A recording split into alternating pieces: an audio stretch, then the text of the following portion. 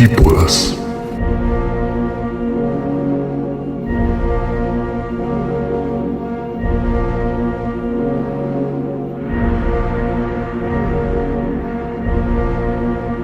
Programa de análisis político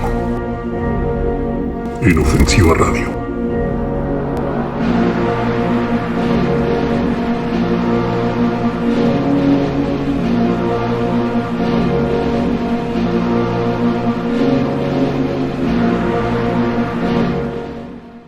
Soy Alexander Dugin, el filósofo ruso, el autor de la cuarta teoría política. Mejores saludos a todos los que ven el programa Antípodas. Muy buenas noches para todos. Bienvenidos a una nueva emisión de nuestro programa Antípodas, programa realizado por Aurora Colombia desde la ciudad de Bogotá. Hoy 29 de mayo de 2020, día no me acuerdo de la cuarentena, ya día como 60 de la cuarentena, no recuerdo. Y nada, el día de hoy hemos preparado un programa, si bien obviamente relacionado con el tema político, digamos, mucho más diferente a los temas que hemos venido tratando, y es el deporte y su relación con el nacionalismo. Y para ello hemos invitado a dos miembros de Aurora Colombia que se enfocan en la parte deportiva. Antes de empezar, aprovechar y enviar un saludo para todos nuestros oyentes en Colombia y los que nos escuchan fuera de Colombia igualmente. Recordarles que en nuestro canal de YouTube reposan todos los programas de Antípodas. Ya el día de hoy se cargó el programa del viernes anterior para quienes lo quieren escuchar, donde con nuestro amigo de Vanguardia Nacional, el señor Carlos Rodríguez, Andrés Salas, coordinador de Aurora Colombia Neiva, y Cristian Pachón, militante de Aurora Colombia en la ciudad de Bogotá, tratamos el tema de la cuestión agraria y la reforma y el conflicto por la tierra. Como les decía, el programa del día de hoy es sobre deporte y su relación con el nacionalismo.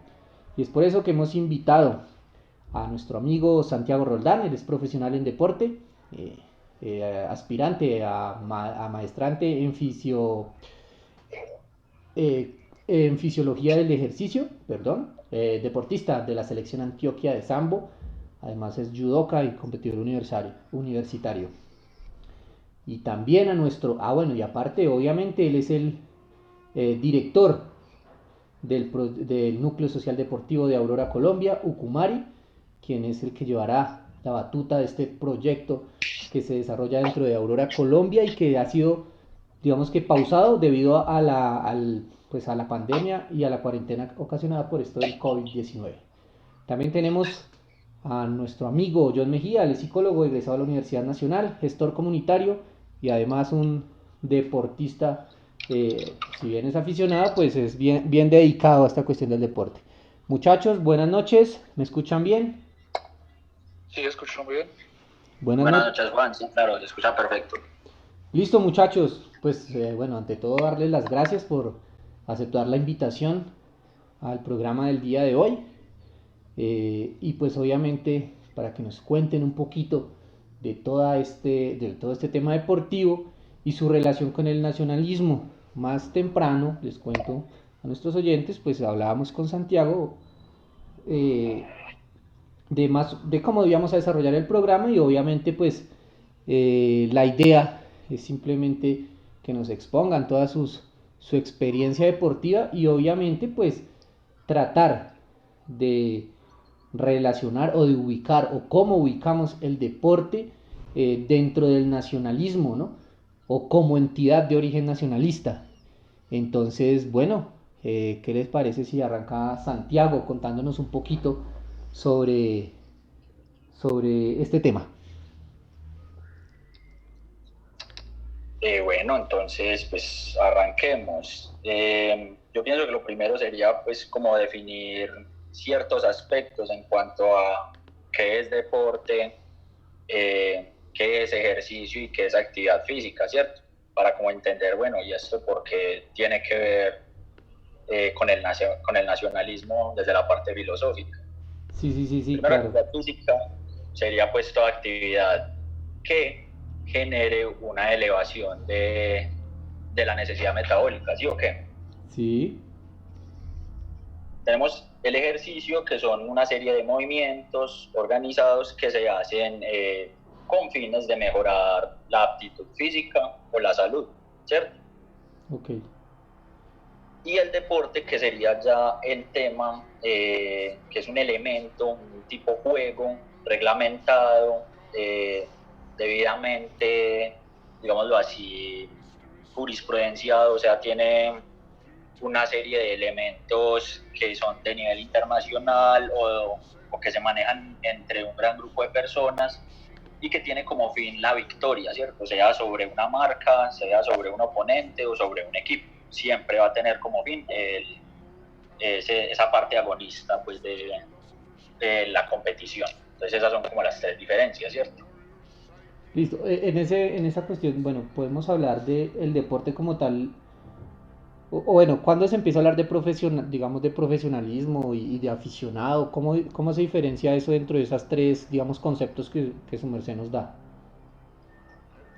Bueno, eso es un tema ya más de la época moderna, ¿cierto? Eso ya viene de la etapa posterior pues, a la revolución industrial, que es donde, digámoslo así, esta serie de juegos, deportes que se habían dado a través del tiempo y que habían tenido varios cambios, empiezan a reglamentar, ¿cierto? Sí. Y empieza a haber una serie de personas o atletas que se empiezan a dedicar de lleno a estos deportes. Entonces aparecen los dos tipos de deporte común, que es el amateurismo y el profesionalismo. Inicialmente el amateurismo era el que se hacía sin un ánimo de lucro propiamente, es decir, era más de un ambiente académico como universidades, entonces dado el caso, entonces sería de las élites, por así decirlo, de aquellos que tenían capacidad de acceso a ese lujo pues que era la educación universitaria. Sí. Y el profesional, que era pues es el deportista que era pagado o que es pagado para representar una marca, un equipo, etc. Y que él tiene pues ya digámoslo así, es más como un trabajo para él. Es decir, de eso se sustenta, mientras que el amateur no recibía un pago fijo, él recibía era una serie de elementos en cuanto a becas, en cuanto a ayudas, que no eran propiamente un pago. Entonces de ahí salen como esas dos vertientes, y para tenerlo claro, en algún momento el olimpismo moderno, no el viejo sino el moderno, lo que nosotros conocemos como los Juegos Olímpicos, se dedicaba solo al deporte amateur.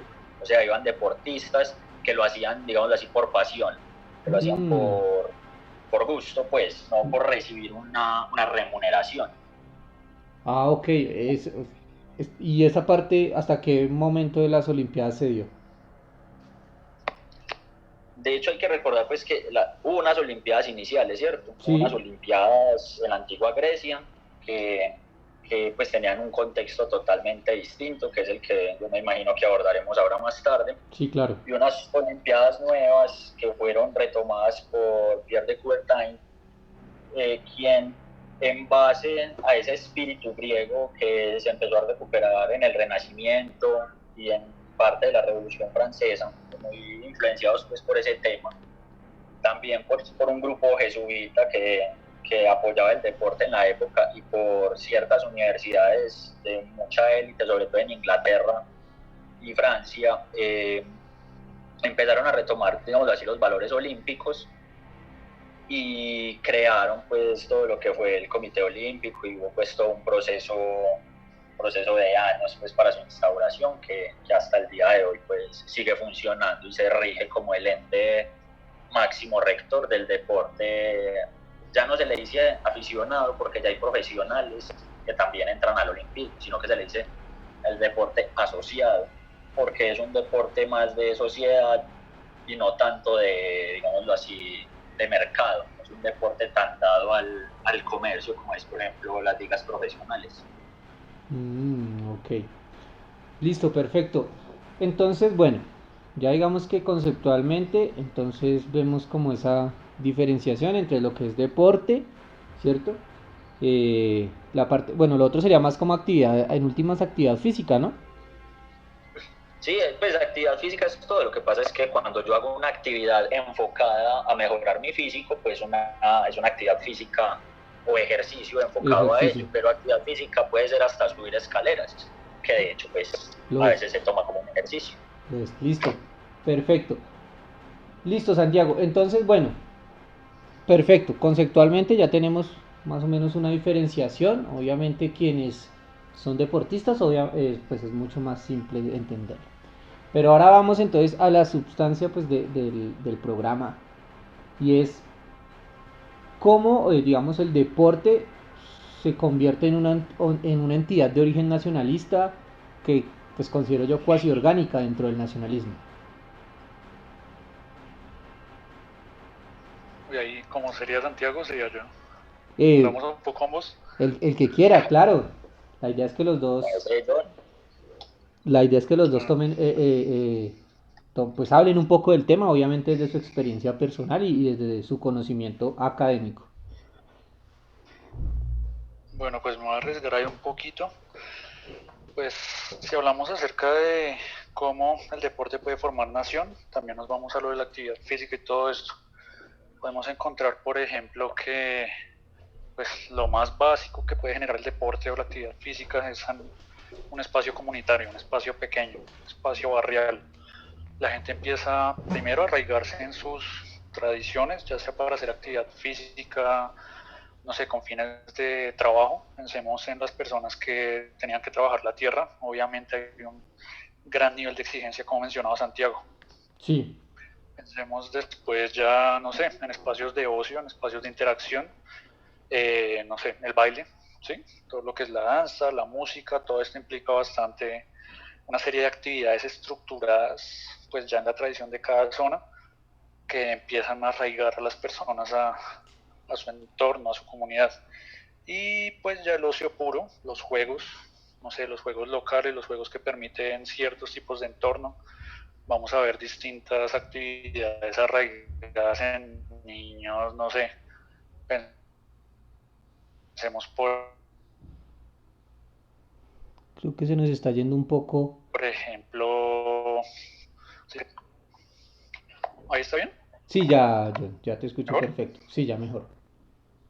Ah, listo. Pensar, por ejemplo, en un Nairo, que Nairo es un fenómeno de todo Boyacá, partes de Cundinamarca, sí. Nairo es una serie de dinámicas que se dieron para que todos los niños desde, no sé, casi los 10 años empiecen a montar cicla, empiecen a darse cuenta de cómo esto interactúa con su diario vivir, cómo es una herramienta de subsistencia y cómo estas actividades físicas que se arraigan en la zona, se arraigan en las necesidades de una comunidad pequeña, empiezan a transmitirse a, no sé, objetivos deportivos, objetivos nacionales, a intereses nacionales. Ahí es como un primer acercamiento. No sé, Santiago, ¿qué opina? No, sí, pues es totalmente cierto. Nosotros tenemos que entender que en un principio eh, vamos a irnos muy lejos, vamos a ir a hablar del principio de la humanidad, de la prehistoria. Sí, perfecto. Eh, Hubo, digámoslo así, esta serie de ejercicios, de juegos de supervivencia, que de hecho no son solo de la raza humana, sino que lo hacen casi todos los animales, ¿cierto? Eh, Todo esto de jugar cuando la mamá leona le lleva al cachorro la presa herida para que la termine de matar, todo esto son juegos de práctica, ¿cierto? Sí, Y obviamente el ser humano pues no fue ajeno a esto, hubo una serie de juegos como trepar, el correr, el recolectar que se hacían necesarios para la supervivencia en la vida nómada y que el ser humano empezó a practicar en esos momentos. ¿Qué pasa? Cuando pasa del nomadismo al sedentarismo, pues estos juegos se quedan como una actividad, podríamos decir, lúdica, y ellos se dan cuenta que según más las van practicando, pues se van volviendo más eficientes en ellas. Entonces, claro, ellos corrían mucho y se daban cuenta que cada vez eran mejores corriendo.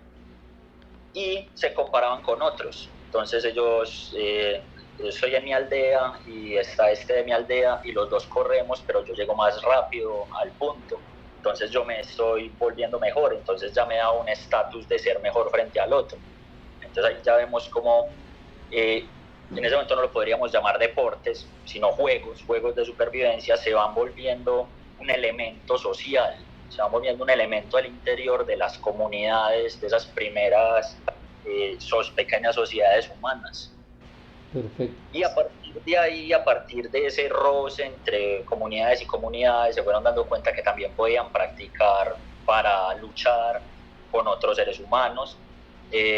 La dominación, la luctación, pues ese fue un elemento muy propio de nosotros, de las escaramuzas tribales, de los zulus, de los aborígenes, de los maoríes, pues ahí, de eso hay, pues, digámoslo así, elementos históricos que se han encontrado que nos indican que ellos lo practicaban, no como un deporte, no como tal, sino como un juego.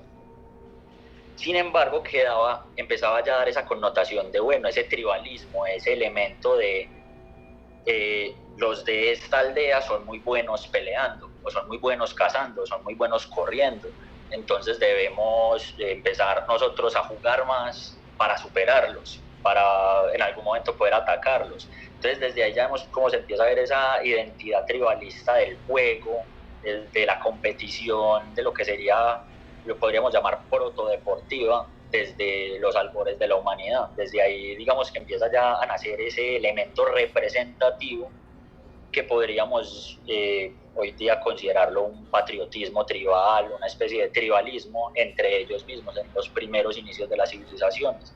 Entonces yo pienso que ese es como el primer acercamiento, que se complementa pues mucho con lo que dice John. Hoy día es eso, hoy día es la representación deportiva del elemento nacional muchas veces. Es interesante ver, o sea, sí, en últimas el deporte se convierte como una especie de seña característica de algo así como, no sé, llamémoslo, un comunitarismo cuasi orgánico, ¿no? O sea, en el sentido de que eran comunidades, bueno, dentro de toda comunidad aborigen obviamente me imagino que habían líderes y cabezas, y estas comunidades, incluso me imagino que los líderes tenían que ser los más ágiles, los que cazaban más, o los que resistían más, y que en últimas pues es una acción deportiva. Y es muy interesante contrastarla con lo que nos comentaba John desde un aspecto, digamos, de la modernidad. Es ver cómo el deporte, en últimas, se convierte en un eje de interacción de las comunidades, ¿no? Y aparte de integración de las comunidades. Totalmente. Y de hecho, pues yéndonos añitos después, en la antigüedad, en esas primeras civilizaciones, pero ya civilizaciones grandes, nos damos cuenta que el resaltar en esos juegos y el resaltar físicamente se va volviendo un elemento de estatus social. Entonces vemos que habían como esas dos vertientes, el juego popular, el juego de la gente, y el juego militar. El juego militar era el que preparaba a esa casta guerrera para defender esas civilizaciones, esos poblados. Y el juego, digámoslo así, más civil, el juego popular, que era el de la gente, pero que igualmente resaltar en cualquiera de los dos podía darte un estatus. Entonces vemos, por ejemplo, en Egipto, algunos líderes religiosos, incluso algunos faraones que tenían una gran capacidad física, fueron endiosados todavía más o tuvieron una divinidad mayor que otros y eran comentados como personas muy fuertes, con unos cuerpos esculturales. Entonces vemos que desde esos momentos ya daba un estatus dentro del elemento social en donde se desenvolvía. Sí, se convierte en últimas en una seña particular de todos estos grandes, llamémoslos como cabezas o líderes de estas antiguas civilizaciones. Es muy chévere y bueno, y creo que eh, es algo que muchos desconocemos, ver cómo el deporte obviamente hace parte integral del desarrollo histórico de la humanidad. O sea, se convierte parte como una especie de piedra angular de las civilizaciones antiguas, porque en últimas un guerrero, un soldado antiguo, así sea prehistórico o de pronto ya de la época de años más modernos, es un deportista, ¿no? Sí, totalmente. Sí, sí. Sí, y lo podemos ver tanto en la cultura occidental como en la oriental. Pues no es sino mirar lo que fueron los grandes guerreros asiáticos, las técnicas, las artes marciales que fueron desarrollando, y si vemos era un elemento que incluía toda la vida de ellos, incluso espiritual, desde el punto de vista de los hindúes, los primeros chinos, los primeros coreanos, ya tenían un elemento incluso religioso dentro de sus prácticas marciales y deportivas. Entonces, sí, pues pienso yo que por lo menos hasta antes de la etapa del medioevo, el deporte y el ejercicio como tal fue un elemento muy importante en el desarrollo de la humanidad, de las civilizaciones, de los imperios, y posteriormente también tuvo que ver en el tema del desarrollo de las naciones. Bueno, Santiago, usted nos venía contando, y me parece chévere, digamos, esa metodología, digamos, desde los albores de la humanidad, desde la cuestión, desde nuestros orígenes. Ya nos habló un poquito de la prehistoria y todos estos ejercicios de supervivencia, lo que nos hablaba de juegos de caza y demás, de comunidades como los maoríes, los zulúes, todas estas, llamémoslas civilizaciones antiguas. Entonces síganos contando un poquito de este desarrollo histórico del deporte, por ejemplo, pues lo que pasó en la época antigua, en la era medieval y demás, respecto a la cuestión deportiva. Bueno, pues es tela para cortar, pero claro, no hay ningún problema. A ver, yo pienso que uno de los mayores referentes que nosotros podemos tener frente al tema del deporte y el ejercicio en la edad antigua, a pesar pues de que hubo muchos otros imperios y civilizaciones que lo desarrollaron, es Grecia. Yo creo que en Grecia se generó el proceso y se dio todos los elementos, todas esas coincidencias para que el deporte y el ejercicio se volvieran una temática social, se volvieran un elemento propio de la sociedad. ¿Por qué? Por lo que hablábamos, antes era ese resaltar, yo resalto entre los otros, yo resalto como cazador, yo resalto como escalador, yo resalto como pescador, como nadador. Pero en Grecia empiezan a haber estos procesos filosóficos y vemos las dos vertientes más importantes, que son pues obviamente la ateniense y la visión espartana de la actividad física. La ateniense se alimentó mucho del tema filosófico, entonces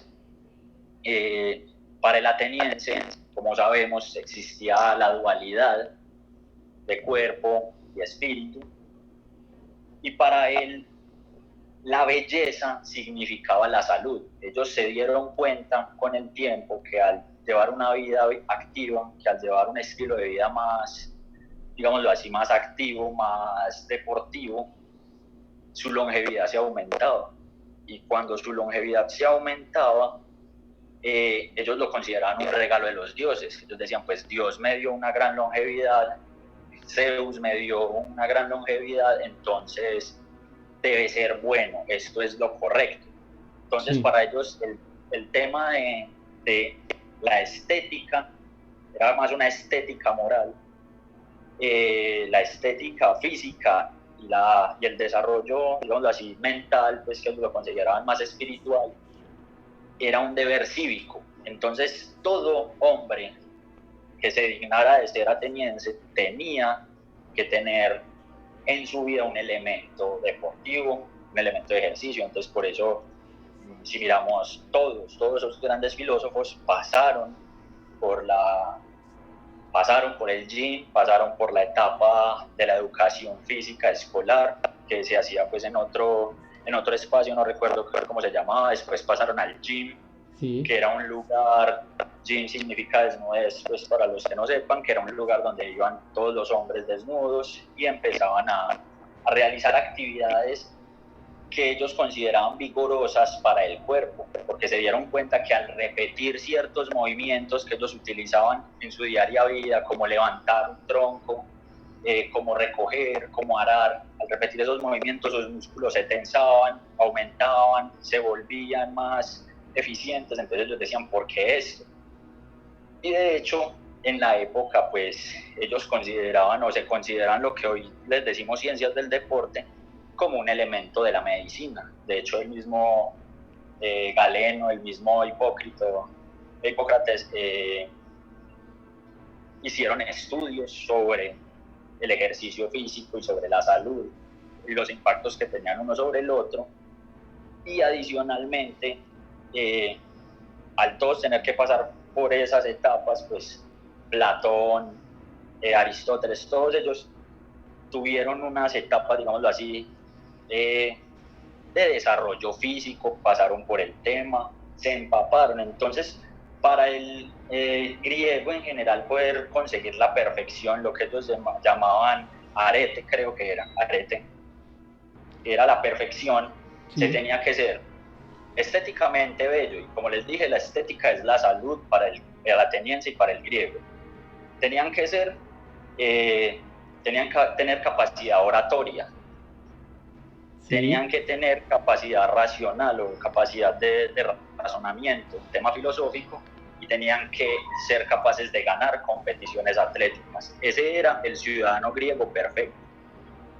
Y estaba la visión espartana, que de pronto no era una visión tan de belleza, tan de salud, pero que era una visión del alto rendimiento, de ser lo mejor de lo mejor a nivel militar. Entonces también tenían que tener una vida basada en eso, que era, pues como sabemos, pues la cultura espartana, todo el tema, que eran soldados desde los 14 hasta los 60 años y la media de la población vivía nada más 30, 40 máximo. Entonces, sí, estamos hablando de alguien que tenía que ser soldado toda su vida y que prefería la muerte a la lesión o al abandonar sus armas por X o Y motivo, si no era la muerte.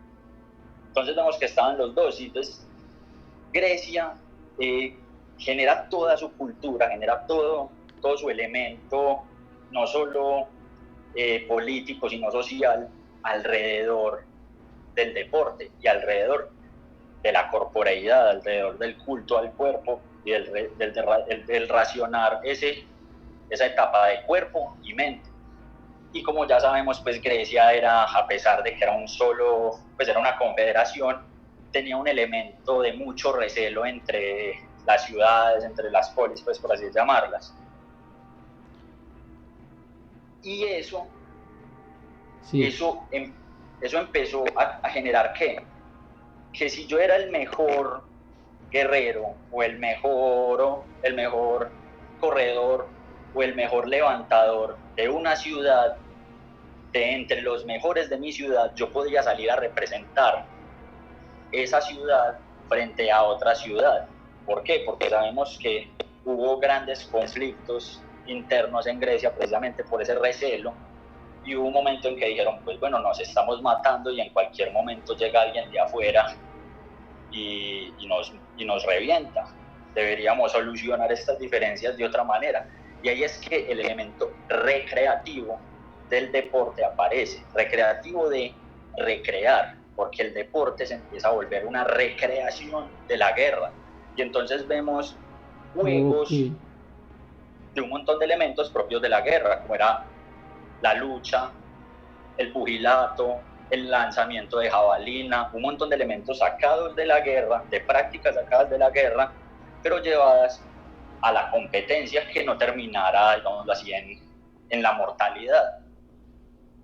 Ok, pero bueno, eso es un dato interesante. O sea, básicamente, cuando hablamos de recreación en el ámbito, digamos, de la actividad física, lo que hacían ellos era tratar de, bueno, representar entonces lo mismo que hacían a la hora de combatir, ¿no? Sí, o a la hora de pescar, o a la hora de cazar, eran recreaciones de esas actividades. Entonces, por ejemplo, nadar, la carrera campo traviesa, la maratón.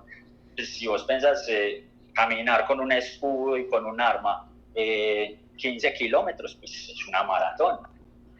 Sí, tiene mucho sentido. Entonces, por eso se empieza a llamar la recreación, simplemente que fue tomando contextos distintos después. Ah, ok.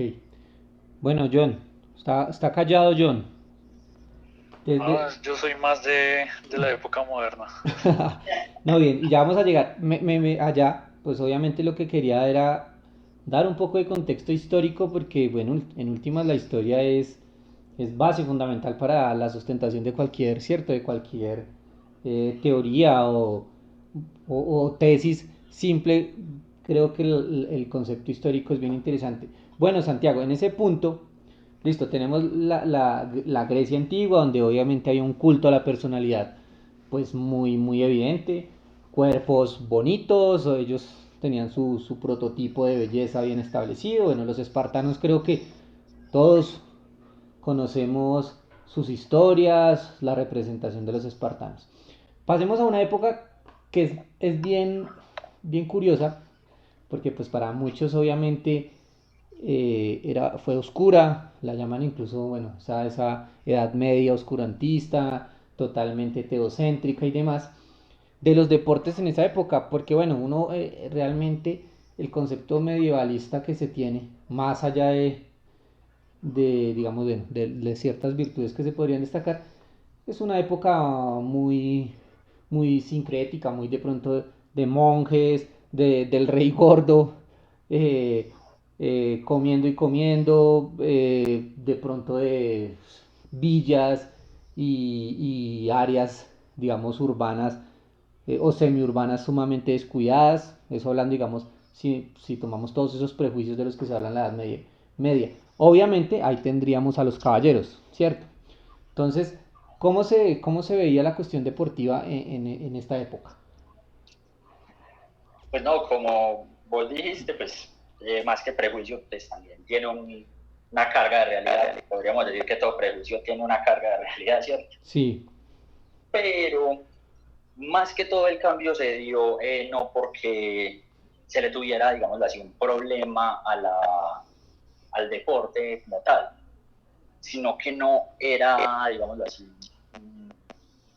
no, no era bueno No estaba para... institucionalizado.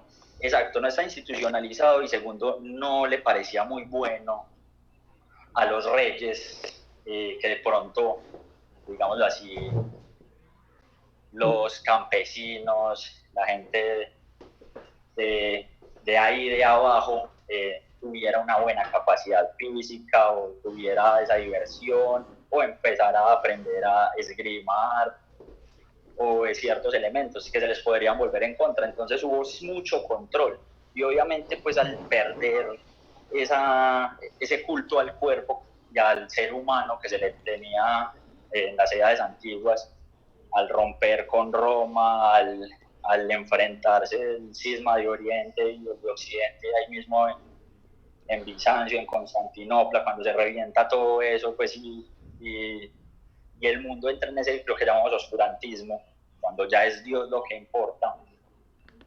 pues se empiezan a dar pues ese recelo contra el tema deportivo. Entonces se relega totalmente la parte, digámoslo así, ateniense del deporte, ese espíritu ateniense del deporte se saca totalmente y queda de algún modo ese espíritu espartano, pero queda para quién? Para las castas precisamente más guerreras, para los caballeros, para los soldados que había que entrenar para la defensa pues del imperio, de las coronas, de los lugares, ¿cierto? sí. Ahí fue más que todo. Entonces, pues en esa época, ¿de qué podemos hablar? Mucho de los juegos de caballería, de las justas deportivas de caballeros, Sí. que aún con ese recelo al culto al cuerpo, pues tuvieron su eco entre las sociedades de la época, entre los vulgares, pues por así decirlo, no solo entre las altas castas. Entonces era pues ahí cuando podíamos ver esas competencias de caballería, de un caballero contra otro que inicialmente pues terminan en la muerte y que fueron los mismos monjes y la misma iglesia la que lo reguló para que, bueno, no se maten, por favor, necesitamos estos soldados. Sí. Ese fue el manejo que se tuvo, más sin embargo, y esto hay que tenerlo en cuenta para una serie de posteriores eventos históricos. Todavía existía ese elemento del juego popular, todavía existía ese elemento entre la gente. Entonces, bueno, la gente no podía practicar deportes, pues no había deportes, la gente no podía, digamos así, ir a hacer actividad como en los gyms, ni nada de eso, porque pues donde alguien saliera desnudo en esa época de hacer ejercicio lo iban a masacrar. Pero la gente empezó a buscar modos de ocio, modos de juego para, pues, supongo que desestresarse cuando no estaban muriendo de peste o no les estaban cobrando puestos del rey, ¿cierto? Santiago, una pregunta ahí en ese punto. Podríamos decir, y bueno, también para John, que el cristianismo tuvo una influencia negativa sobre las actividades deportivas. Sí, inicialmente sí, totalmente. Es decir, rompió todo el esquema que había. Ahora bien, seamos claros, para las actividades deportivas y para el deporte, desde la perspectiva ateniense, o sea, para la salud, para la gente, para el deporte como un estilo de vida para digámoslo así, para la población, porque pues simplemente los quisieron, así como hicieron con mucho conocimiento, pues se lo reservaron para ellos. Entonces, artes de la esgrima, artes del caballereo, todo eso lo fueron profundizando y lo fueron promoviendo, pero dentro de sus castillos, dentro de sus murallas, para sus guerreros, para sus soldados, para su gente. Porque pues si yo tengo, no sé, una forma de hacer una espada mucho mejor, no le voy a mostrar a mi enemigo cómo hacerla, ¿cierto? Entonces también había ese recelo. Por mantener también el poder, ¿no? O sea, claro, entonces sí, es decir, había el pro y las contras.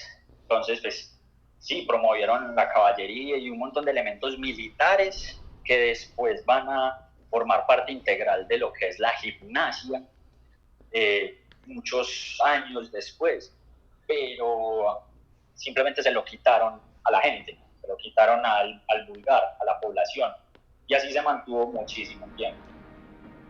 Ya, pues, sí, es que es un punto interesante ver cómo en últimas el sostenimiento del poder también afectaba todas estas cuestiones, todas estas actividades. Y bueno, continuando, listo, eso es respecto a la época medieval, pero entonces, pues, si hay oscuridad, tiene que haber luz por algún lado. Entonces ahí llegamos al Renacimiento, ¿cierto? Al Renacimiento hubo un cambio realmente de pronto de la, no sé, llamémoslo deportividad de la Edad Media al Renacimiento, o eso se mantuvo más bien estático. Lo digo porque pues uno, digamos los deportes, bueno, uno tiene presente la Edad Media, la historia antigua de los griegos y demás, obviamente de su culto al cuerpo y demás, pero creo que después de los griegos los deportes pasan a un segundo plano dentro de, no sé, llamémoslo dentro de lo que uno conoce de la historia. Sí, lo que pasa es que más que pasar a un segundo plano, ocurren demasiadas situaciones volátiles en la época del Renacimiento para acá. Las cosas se convulsionaron bastante, ¿cierto? Sí. Entonces fue perdiendo pues como su elemento de protagonismo en la sociedad, sin embargo siempre estuvo pues ahí al fondo. Y entonces, como sabemos que en el Renacimiento se retoma un poco esa parte del culto al cuerpo, pues se liberan una serie de elementos que en el medioevo estaban cerrados. Entonces hablamos de que se vuelven a hacer torneos, se vuelven a hacer justas, pasos de armas, pero sobre todo que el juego popular vuelve y a grandes rasgos, que yo creo que muchos de los que escuchan la emisora lo deben conocer. Renace, por ejemplo, en Florencia, que era pues como la semilla de todo esto, renace el calcio histórico. Y ya era un juego popular instaurado que ningún rey ni nadie que llegara con poder se los iba a quitar. Y se empiezan a formar a los caballeros como educadores. Sí. para que formen a otros soldados o para que formen a gente civil que de pronto lo necesitaba, ¿cierto? Entonces empieza a recuperarse esto. Los caballeros se les enseña lo primero que es la educación física, la padre de la educación física aparece en esta época. ¿Y qué pasa? Muchos de estos elementos se recuperan, pero se quedan para, digámoslo así, las clases más altas. Ok. Un médico italiano, Jerónimo Mercurialis, ¿sí? Que hizo un tratado sobre medicina, se llamaba Arts Gymnastic, y hablaba sobre cómo el deporte mejoraba la salud, pues no en este caso el deporte, en ciertas actividades mejoraban la salud. Y lo mismo en Inglaterra hubo algunos elementos, sobre, incluso religiosos, que empezaron también a promover la salud desde la actividad física. ¿Qué pasa? Esto se quedó mucho en las castas altas, pues porque eran tratados, inclusive el hecho de leer, pues ya le era difícil a algunas personas, se fueron quedando en las castas altas. Entonces ahí es cuando vemos que las castas altas empiezan a practicar la esgrima, empiezan a practicar una serie pues, de elementos que les empiezan a dar como estatus, que por ejemplo los de la clase más baja no practicaban. Los de la clase más baja se dedicaban a otro tipo de juegos, tenían sus tipos de juegos más populares, mientras los de la clase alta lo hacían con cierto, digámoslo así, elemento de honorabilidad, pues que les daba su estatus y todo eso, porque eran pues un poco más estudiados o tenían más acceso a la información que los otros. Entonces, en cuanto a ese momento del Renacimiento, se da eso. Las burguesías, las monarquías empiezan a recuperar un poco de esos temas, empiezan a practicar la equitación, como dije, la esgrima, empiezan a aparecer juegos propios de esas clases, y la gleba ignora este elemento, digámoslo así, de la salud, pero sigue practicando sus juegos a modo de diversión, el calcio y otra serie pues, de juegos que después se degenerarían, o no se degenerarían, se transformarían en las bases del fútbol, del rugby y un montón de otros deportes modernos. Sí. Listo. Es que bueno, en ese sentido ya podríamos hablar de una especie de, no sé, búsqueda de la profesionalización del deporte, o simplemente más lo exaltaban desde el elemento, desde el ámbito de la salud. No, en este momento se trata mucho desde el ámbito de la salud, desde el ámbito pues, del juego, de la sociedad y de la educación. Más que todo pues lo empiezan a recuperar mucho las universidades, las escuelas, para educar. Pero propiamente todavía no, todavía en el momento del Renacimiento no estaba ese elemento pues como deportivo, incluso se demora un poquito, se demora casi hasta el final de las grandes revoluciones de Europa, pues en la época de la Revolución Francesa, hasta ese punto casi que no aparecen. Sin embargo, desde este momento ya empiezan a haber influenciadores, empiezan a haber, por ejemplo, como te comentaba, Influencers. sí, algo así. Por ejemplo, aparece ¿cómo es que se llama? Este elemento desde la religión, por ejemplo, Erasmo de Rotterdam, que Sí. empieza a hablar de la nobleza del cuerpo y del espíritu nuevamente, ¿cierto? Que si lo pensamos, él lo estaba hablando pues desde una visión religiosa muy católica, pero es el mismo elemento que tenían los atenienses. Sí. Exacto, nobleza del cuerpo y espíritu. Y hablaba de las bondades del ejercicio, pero como te decía, como fue este elemento más tomado por las altas castas, pues fue ignorado totalmente. Entonces no tuvo ese impacto que, por ejemplo, tuvo en Grecia, donde todo filósofo, médico, arquitecto tenía que ya tener por cívica este desarrollo físico, ¿cierto? Ahí podríamos, y bueno, es interesante porque, bueno, Erasmo de Rotterdam como tal, digamos que, bueno, ya empieza a hablar de lo que nos dice nobleza de cuerpo y espíritu, digamos que es una un replanteamiento del cristianismo frente al deporte, ¿cierto? O sea, ya no lo ven como algo, pues bueno, no es que lo hayan visto alguna vez como algo nocivo, ¿no? Digo, sino pues por las influencias. Podríamos decir que hubo alguna influencia, valga la redundancia, en este cambio de postura de los, digamos, del catolicismo y de, bueno, de las ramas cristianas debido al nacimiento de nuevos sistemas políticos y demás. ¿Podríamos relacionar ese cambio de visión con eso?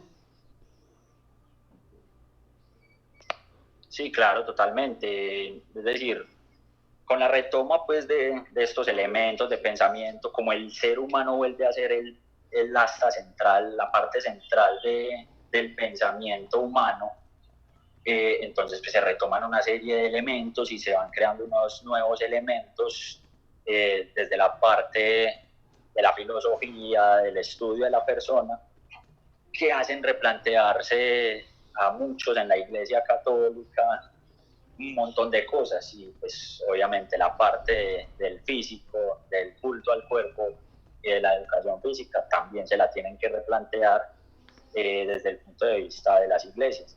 Y hay que recordar que la iglesia tuvo mucho que ver después del medioevo con la educación y con la fundación de universidades y de centros de ciertos centros de estudio que después se fueron separando. Sí. Entonces, desde ese punto tuvieron que replanteárselo porque descubrieron que este tema de la educación física era un elemento importante para la pedagogía. Entonces, inmediatamente tuvieron pues que retomarlo y empezar a darle un viro al discurso que traían desde el siglo pasado. Perfecto.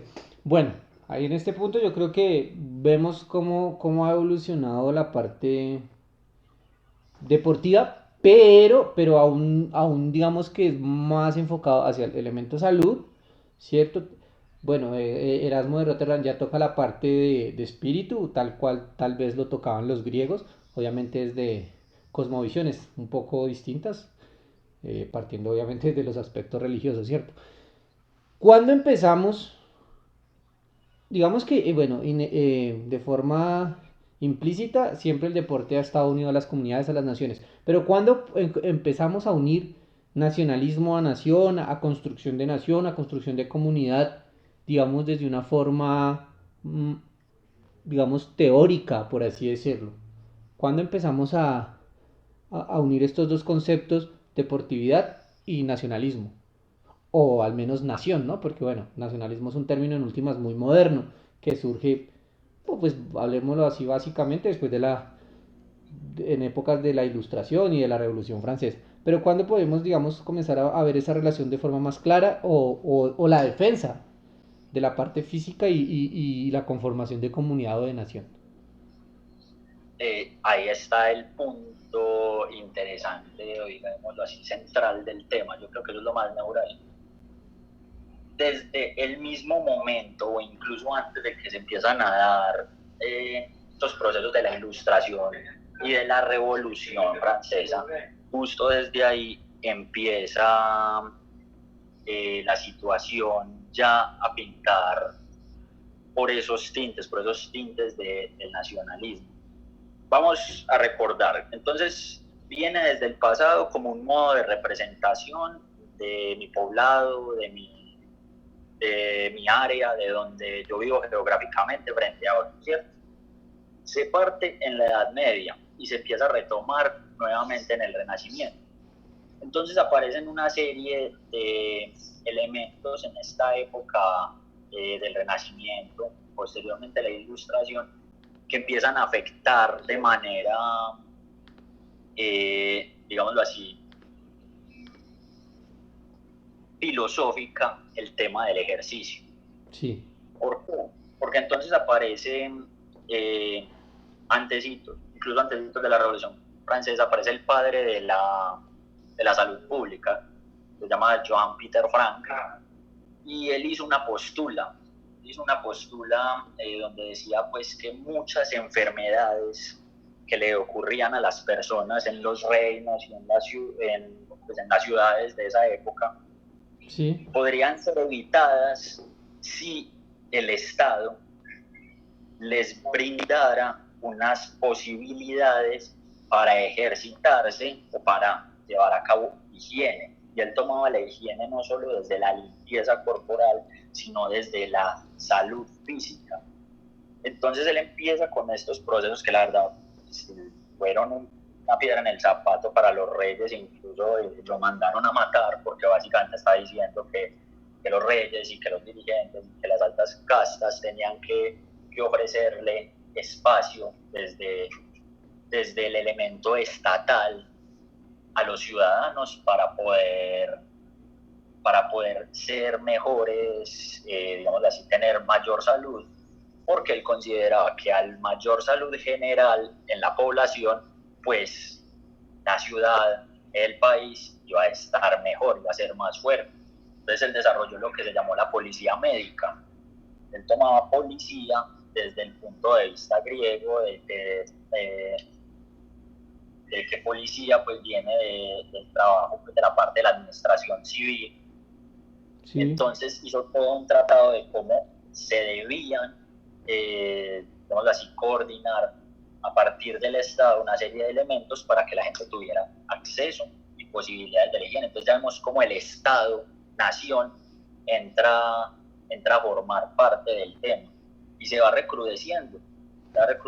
Él incluso habla de el arte de la prevención, es de si yo sé que si esta persona, la quietud o estar en ciertos lugares le genera una enfermedad, pues debo hacer que se mueva o debo hacer que se quite de ese lugar para evitar que se enferme, porque si él se enferma me puede enfermar a otros y se me va a volver un problema de salud pública.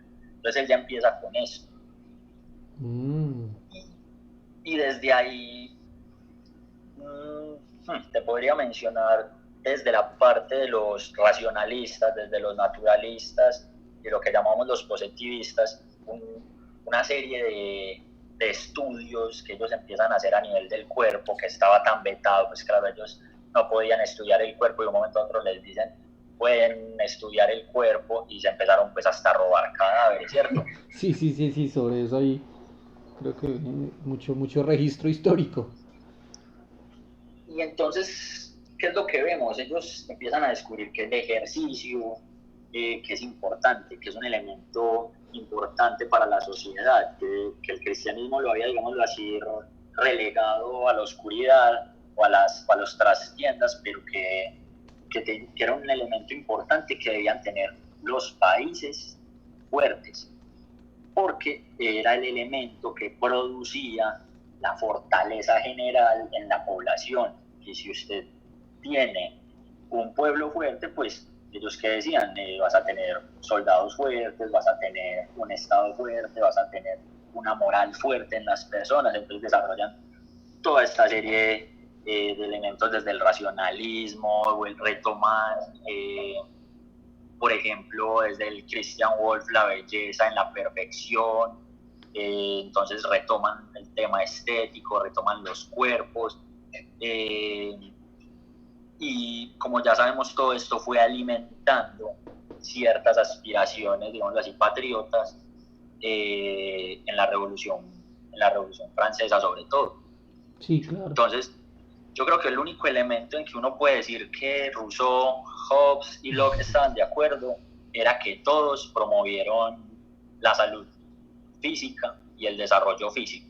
Sí. Todos veían importante el desarrollo físico.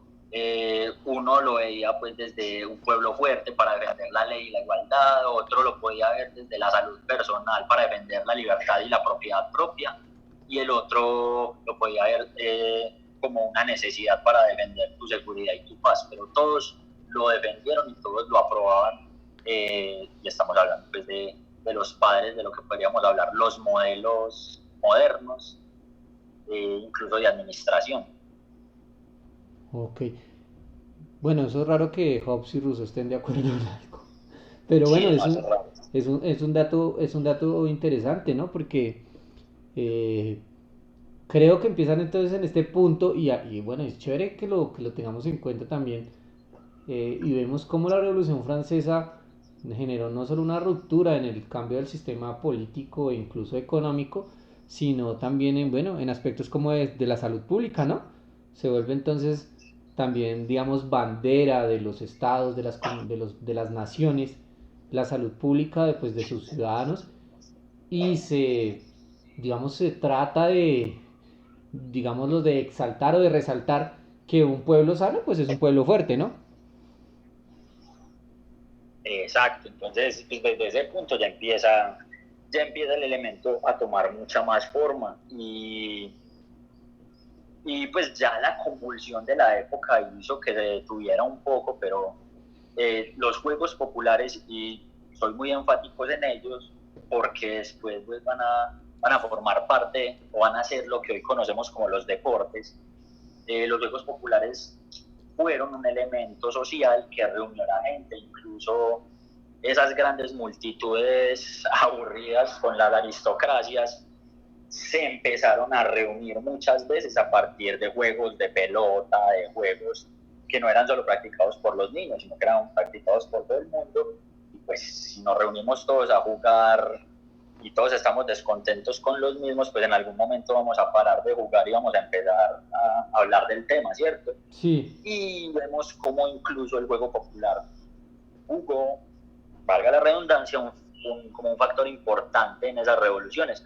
Inclusive, si mal no recuerdo, en Francia ya cuando se forma la Asamblea Nacional, ya para que dijeron vamos a derrocar al rey, fue en un salón que se llamaba el Salón del Juego de Pelota, porque era un salón grande donde cabía mucha gente y donde se reunían a jugar. Ahí se reunieron, ahí lo firmaron y por eso se llamó, mal traducido pues, pero se le llamó el juramento del juego de pelota, que era el de decir que se iban a seguir reuniendo hasta que encontraran una solución y hasta que derrocaran al rey.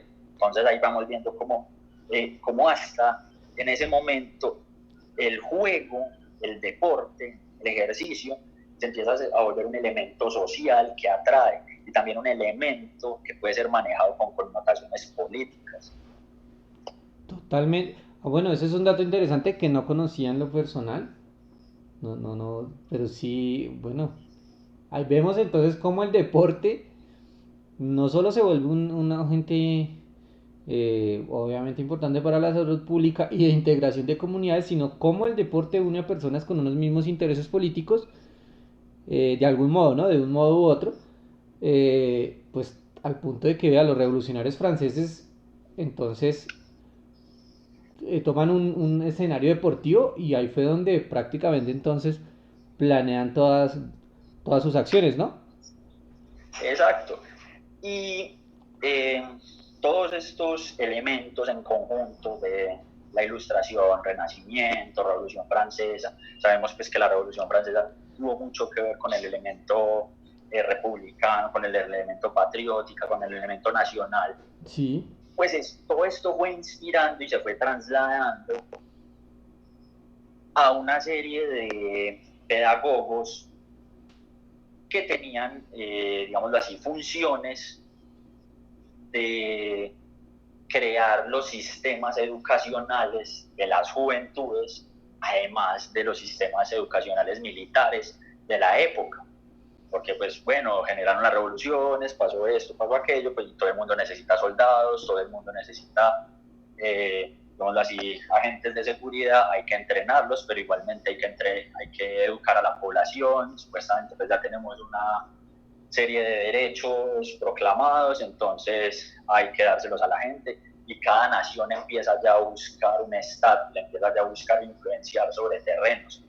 Entonces aparecen una serie de personajes de la parte de la pedagogía que recogen todos estos elementos del racionalismo, de las ideas militares, del esquema militar antiguo y de la misma época, y empiezan a desarrollar unas escuelas, o propiamente no los llaman escuelas, se les dice gimnasias, una serie de gimnasias para el desarrollo de la sociedad. O sea, ya no era una gimnasia, ya no era un ejercicio para el individuo, para la salud de un individuo, ya era un ejercicio nacional, para la salud de todos los jóvenes de la nación, para la salud de todos ellos. Y ahí pienso yo que en el momento en el que el deporte toma su connotación más nacionalista y más patriótica, tanto así que aparece el link con la escuela sueca. Ludwig era una escuela precisamente llamada la Escuela Alemana Gimnástica Nacionalista, Ya pues, el nombre lo dice. sí. Guttmuth también crea una escuela alemana, pero además de pedagogía, Amoros en Francia, un montón de personas que empiezan a generar escuelas gimnásticas que lo que buscaban eran resaltar los valores del nacionalismo recién, así pulpos, recién obtenidos después de esas revoluciones, después de derrocar reyes, después de buscar, digamos así, convenios con ellos. Buscaban era eso, ensalzar la visión nacionalista desde el deporte y desde la actividad, precisamente para mantener fuertes a sus jóvenes, a sus soldados, a toda su población. Y ahí pienso yo que es el elemento coyuntural en que el deporte se vuelve un móvil, o se vuelve algo que genera o que profesa el nacionalismo más fuertemente que en ninguna otra época de la historia. Claro, no, y bueno, ya solo con los nombres de estas escuelas, pues uno ya sabe por dónde va esta cuestión. Bueno, Exacto, porque estamos hablando de que ya no necesitabas ser un soldado o un militar sí, para defender tu país o para defender tu pueblo. Ya solo haciendo ejercicio te estabas preparando o estabas mostrando tu patriotismo por ese elemento. Entonces, pues lo llevó nuevamente al pueblo, volvió a ser popular. claro, no, y bueno, total, a ese punto precisamente iba. Entonces pasa el deporte ya no a ser una cuestión, como dice Santiago, militar, sino civil, que exalta obviamente este cambio de régimen, digamos, ya obviamente más entregados al republicanismo como tal. Y, y bueno, nuevamente hago énfasis, vean cómo una revolución no solo cambia aspectos sociales, económicos o políticos, sino que también va a aspectos como lo fue la salud pública y más adelante, digamos, bueno, conjuntamente esta parte del deporte, llamémoslo deporte civil, ¿no? Que ya no era una entidad militar, sino algo que podríamos hacer o que podía hacer cualquier ciudadano. Exactamente. Listo. Bueno, les hago acá un pequeño paréntesis a nuestros oyentes a los que están en línea en este momento, pues muchas gracias. Ya llevamos algo más de una hora de programa. Estamos con Santiago Roldán. Él es profesional en esta cuestión de ciencias del deporte y además, bueno, está haciendo una maestría. Ahorita se me olvidó el nombre, ya se me olvidó el nombre. Fisiología del ejercicio. Exacta, en fisiología del ejercicio. Y con John Mejía, que es psicólogo y aparte es un deportista muy entregado. Ellos hacen parte del núcleo social deportivo Ucumari, que es el proyecto, digámoslo, bueno, valga la redundancia, deportivo de Aurora, Colombia, y que bueno, en este momento, digamos, está pausado por la cuestión de la cuarentena, pero que esperamos que una vez se supere esta emergencia sanitaria, pues retomemos las actividades. Un gran saludo para nuestros oyentes y bueno, continuamos entonces con el programa.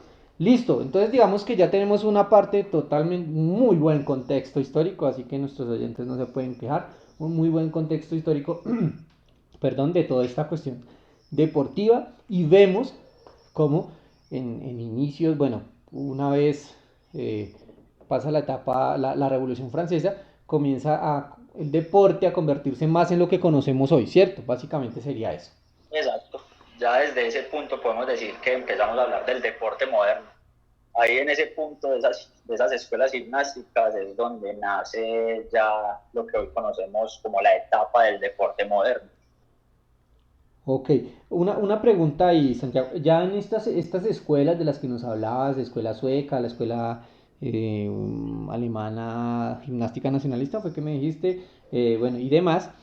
Mi pregunta es, bueno, ¿aún sigue siendo élite? Es decir, esto cobran, quienes ingresaban a esas escuelas. Sí, a ver, tiene un contexto todavía muy de élite, pues por lo que está en las universidades, está en las escuelas, todavía pues no, las escuelas no son un elemento como tan de la población, Sí, más sin embargo empieza a abrirse más y se empiezan a desarrollar una serie de gimnasias para la población, para los civiles,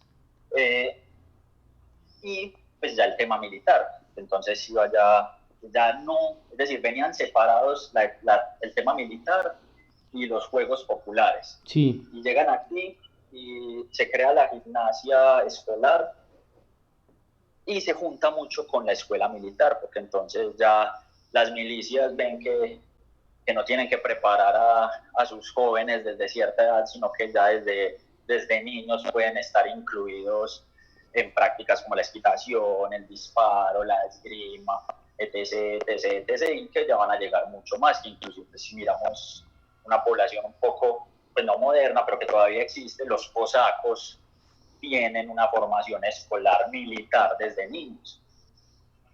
sí. O sea, básicamente, Santiago no sé, se fue del aire o acabó la intervención, porque no sé si me quedó offline. ¿Aló, aló? Ah, listo, perfecto, ya. Listo. Bueno, ahí listo. Entonces vemos cómo el deporte, bueno, en última siempre hizo parte de las comunidades y demás. Vemos que ya ha tomado mayor relevancia. Mm, listo, eso era en Europa, porque bueno, hemos hablado mucho de Europa y demás. ¿Qué pasa en América? Pues bueno, ya para estas épocas, obviamente, en nuestro continente había era un continente trémulo, bastante trémulo respecto a las revoluciones de independencia y demás. Bueno, inicialmente en Estados Unidos, luego por el resto del continente.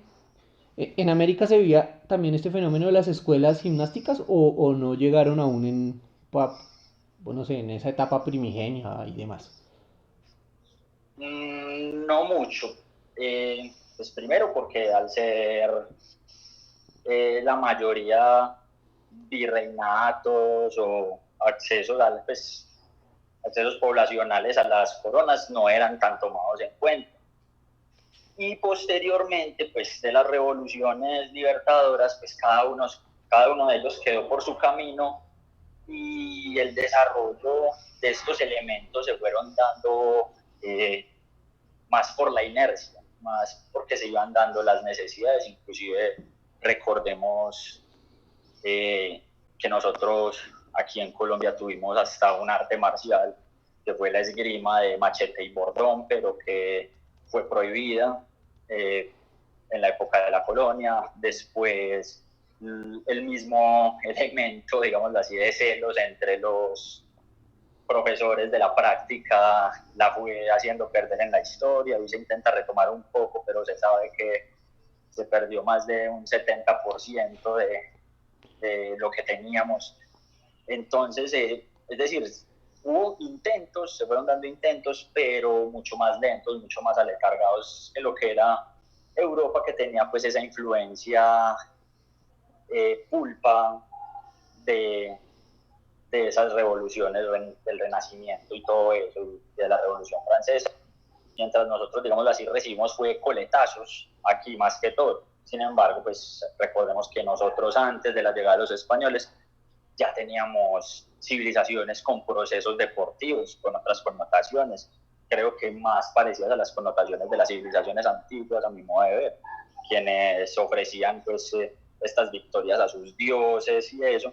Pues nuestras poblaciones aborígenes de América también tenían esos juegos fúnebres y juegos rituales donde ofrecían a los dioses hasta el punto pues, de que había juegos donde el equipo que perdía moría. Sí. Y era normal.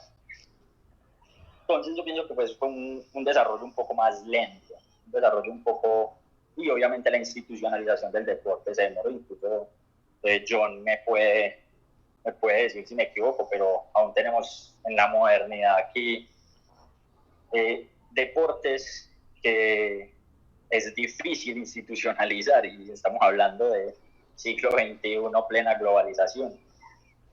Sí, no, hay deportes que por el recurso, por el tipo de requerimientos en cuanto a espacio, en cuanto a el proceso de la persona, no se pueden dar acá. No sé, pensemos me comentaban hace unos días un intento de montar una cancha de golf en Ciudad Bolívar. Piensas eso, así como una analogía interesante. O sea, Claro, la población complejo. de Ciudad Bolívar, primero, no está cercana a los escenarios de golf a nivel cultural, independiente de la cuestión de estratos y eso. No hay como una formación cercana a los temas de golf. No hay acceso a los implementos, ¿sí? Los espacios y las actividades predominantes son otras. Entonces no entra por ningún lado y es difícil entrar. Igual que, por ejemplo, el béisbol. El béisbol es bueno en Colombia, pero en Bogotá, por ejemplo, ¿qué tanto se ve jugar béisbol a la gente? Sí, es ¿Y muy dónde? escaso. Es muy escaso. Sin embargo, tenemos muy buenos beisbolistas. Eh, Entonces ahí está. Tenemos el potencial, pero ¿por qué no entra? Y ¿Será yo una pienso, cuestión más cultural o qué? no, yo pienso que es una cuestión más administrativa.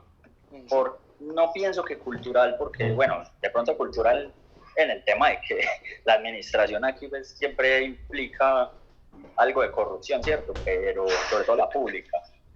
Pero yo pienso que es más un tema administrativo. Pienso que muy biches, intentamos separar ciertos elementos en cuanto al deporte que, como ya dijimos, tuvo su razón de ser inicialmente en el Estado y lo hemos intentado separar. Entonces aparecen estas increíbles diferencias, por ejemplo, entre el deporte profesional como el fútbol y los deportes asociados, que dependen básicamente de dineros estatales, ¿cierto? Sí.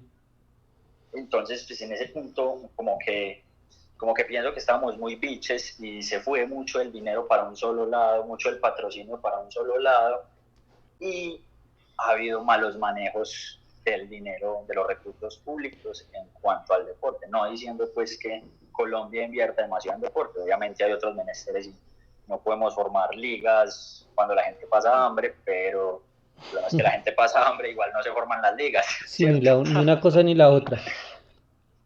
Entonces pienso yo que es más un problema de administración, un problema del tema de la administración del recurso que propiamente de las culturas, porque sí, pues puede que haya poca gente que juegue, pero igual cuando yo lo creo y le hago un buen perifoneo, le hago un buen tema de publicidad, la gente empieza a llegar. Aquí dijeron lo mismo de la cancha de rugby, que es una de las más grandes públicas de América, y de la cancha de tenis. Y en este momento fungen un montón de escuelas populares ahí, un montón de personas de esos sectores que no son precisamente de altos recursos, en escuelas populares ahí aprendiendo tenis y rugby, cosa que antes hubiera sido bien difícil para ellos, ¿no?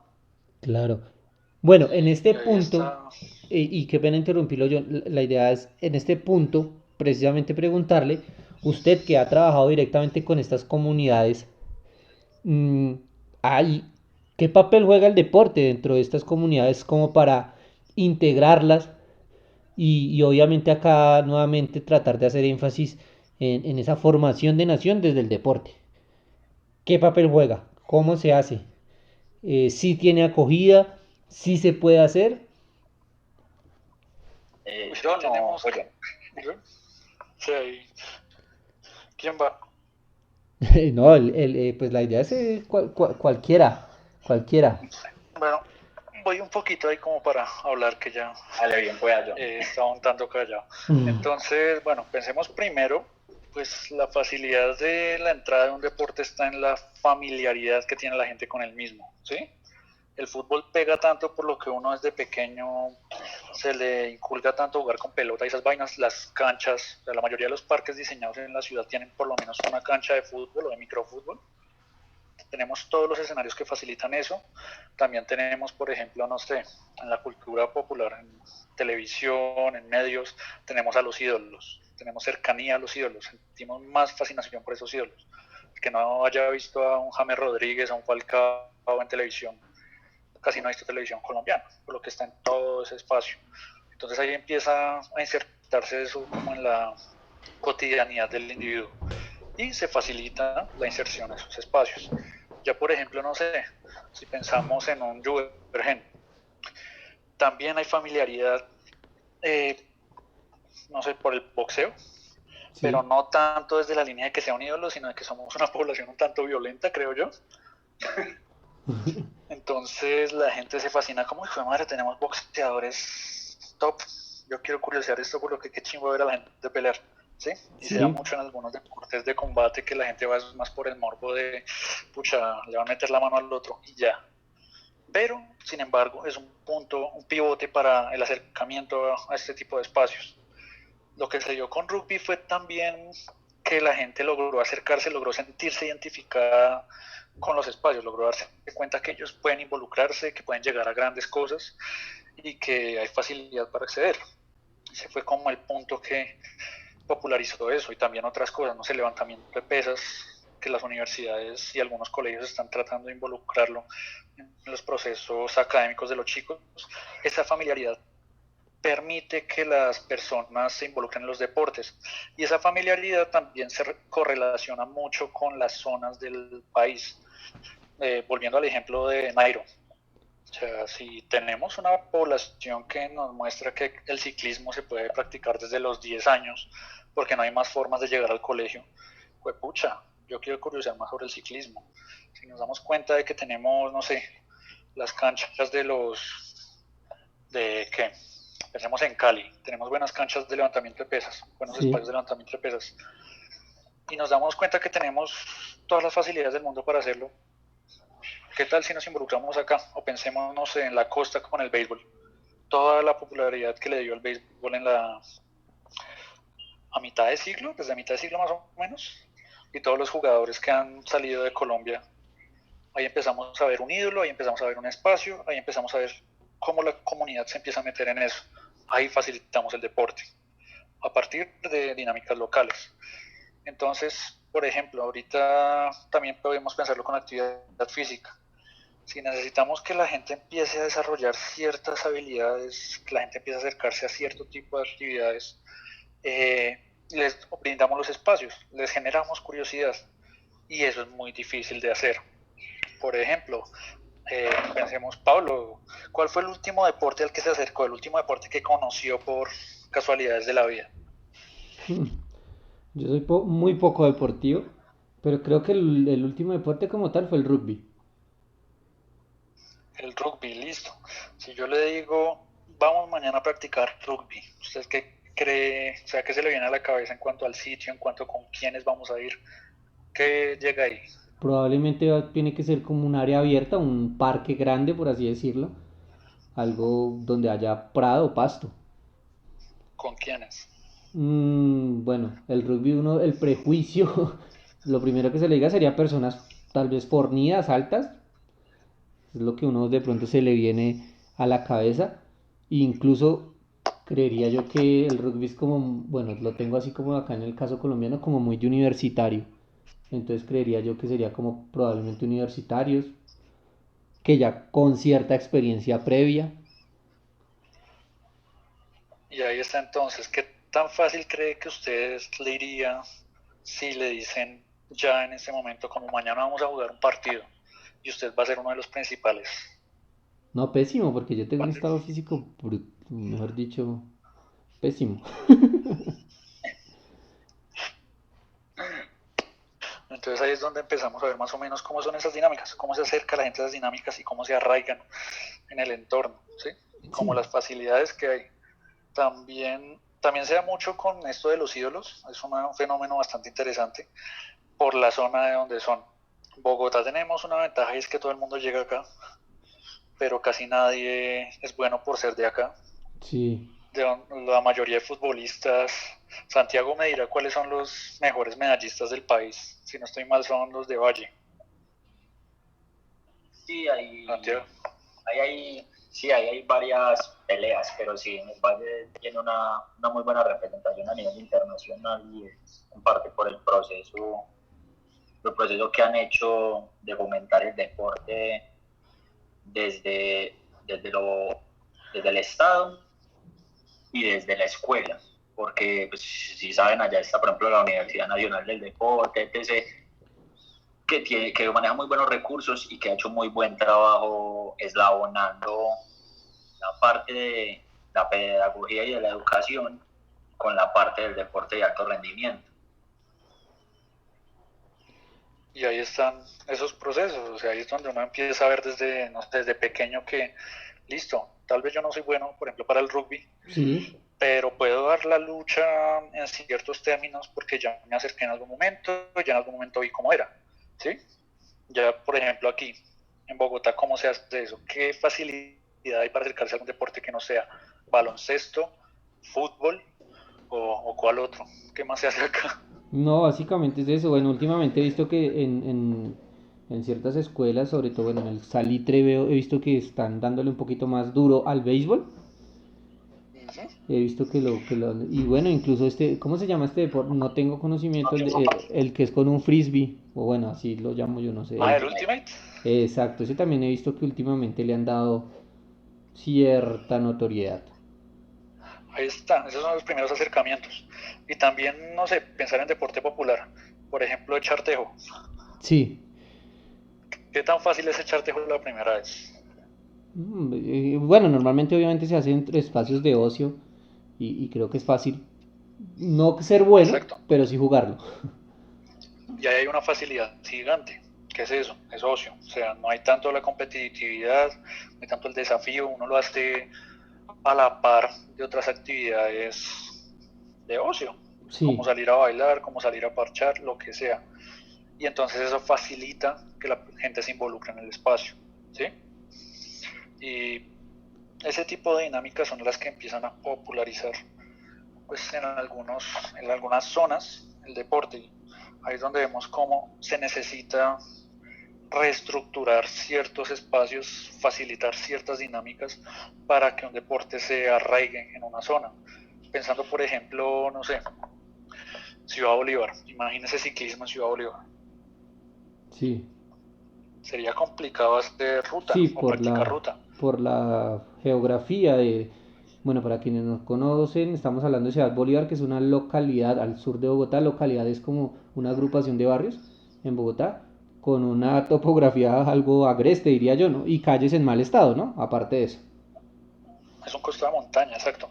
Pero, por ejemplo, si empiezo a decirle, no, hagamos downhill, Sí, hagamos BMX, es posible y se puede adaptar al espacio a una chimba. Y la gente se apropia tanto de la comunidad como de la actividad que estamos proponiéndoles. claro, en últimas, el deporte se vuelve agente integrador. Lo veo yo, obviamente, es desde saber aprovechar la comunidad a la que va dirigida, ¿no? O sea, enfocar la comunidad y buscar qué facilidad hay tal vez para poder sacarle provecho a esa integración. Uh-huh. Y pues también hay muchas cosas que juegan, por ejemplo, no sé, ya a nivel competitivo, a nivel de rendimiento, pensar en la, ¿cómo es que se llama esta cuestión genética? Los talentos para Sí, hacer algo, las personas que tienen una predisposición genética para ser mejores en determinadas actividades, por ejemplo, no sé, no me imagino sí, un fenotipo, las personas, no me imagino a alguien pequeño, bajito, panzón y que esté cansa corriendo 20 metros o se ha cansado toda su vida corriendo 20 metros jugando baloncesto. sí, sí, Sin tienes embargo, razón. tenemos ciertas zonas del país y cada país tiene como esas separaciones donde nos damos cuenta que hay mejores personas para eso. Porque primero tienen el genotipo, segundo tienen todo el desarrollo cultural que mencionaba antes. Imagínense, por ejemplo, unos juegos de invierno acá. Sí, claro, no nos iría muy bien. Ahí creo que Santiago es el que es el áspero para ese tema. Bueno, me parece listo.